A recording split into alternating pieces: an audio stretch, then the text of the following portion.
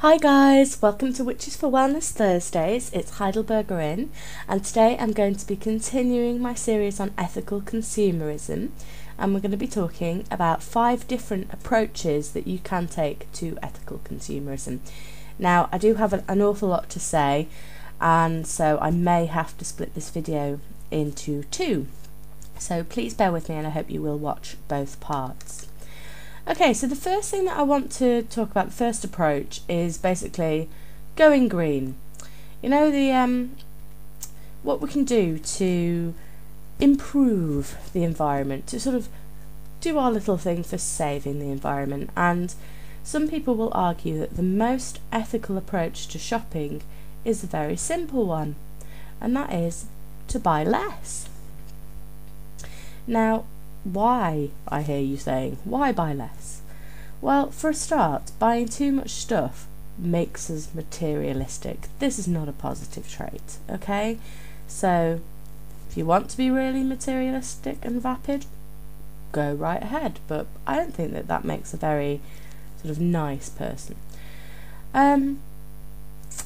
Also, you know, there's a limited amount of stuff in the world, so if we're buying loads, someone somewhere is being deprived. I mean, in 2003, the UN published a report on the Human Development Report, and in this report it was stated that the richest 20% of the world's population consume 88% of the world's goods and services, in comparison with the poorest fifth of the world's population consuming only 3.3%. So that seems hardly fair, does it? So, I know the skeptics amongst you are going to be like saying, well, buying less isn't going to solve the problem. And no, it won't. But, you know, maybe next time you're wanting to buy that luxury item or the second PlayStation, I don't know. You know, maybe just consider, do you need it?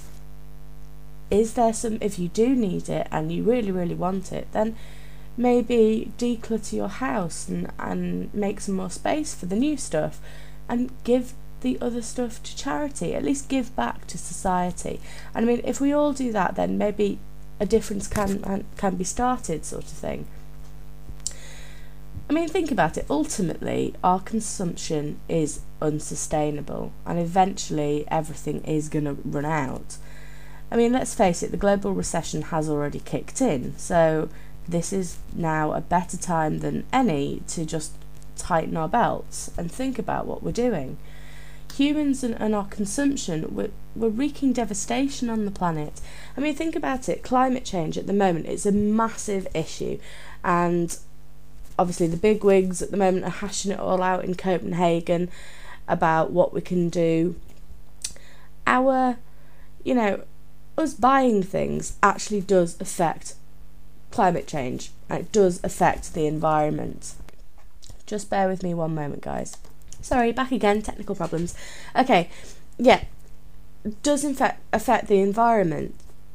You know, as well as climate change, you've got to think about other problems that could, you know, are caused by our desire for land on which we grow crops and keep animals and things. Things like clearance of the rainforest. Now, I don't know whether you knew this, but rainforest clearances have been responsible for many of the estimated 300,000 species that have been rendered extinct in the past 50 years. That's ridiculous. 300,000 species over 50 years are no longer in existence, and mainly due to the fact that we keep clearing land. So, you know, it's just something that you've got to think about. Maybe just try buying less, okay? Also, if you're interested in finding out more about climate change and the effects of climate change and what you can do to help the situation, you might want to check out www.350.org. That's www.350.org, and on there's lots of information on current issues surrounding climate change and things, so check out that website. Okay, so the second approach is fair trade. Now, fair trade is pretty common these days. I think we all know sort of, or at least we've heard about fair trade, but what actually is it? Okay, so according to FINE, F-I-N-E, which is an association of 4 international organisations, the F stands for the Fair Trade Labelling Organisations International, I stands for International Federation of Alternative Trade, N stands for the Network of European World Shops, and the E stands for European Fair Trade Association. Basically, they've come up with a definition of fair trade, and I'm going to read to you now their definition. Fair trade is a trading partnership based on dialogue, transparency and respect, which seeks greater equity in international trade. It contributes to sustainable development by offering better trading conditions to and securing the rights of marginalised producers and workers, especially in the South. Fair trade organisations, backed by consumers, are engaged actively in supporting producers, awareness raising and in campaigning for changes in the rules and practices of conventional international trade. So basically, the goals of fair trade are as follows: to improve livelihoods and well-beings of producers by improving market access, strengthening producer organisations, paying a better price and providing continuity in the trading relationship. Another goal is to promote development opportunities for disadvantaged producers, especially women and Indigenous people, and to protect children from exploitation in the production process. Another goal is to raise awareness amongst consumers of the negative effects on producers of international trade so that they exercise their purchasing power positively. Another goal is to set an example of partnership in trade through dialogue, transparency and respect. Also to campaign for changes in the rules and practice of conventional international trade, and to protect human rights by promoting social justice, sound environmental practices and economic security. So that's all good and well, but I mean, what's wrong with normal trade? Unfortunately, current world trade rules seem to be particularly skewed in favour of the rich countries. For example, import tariffs.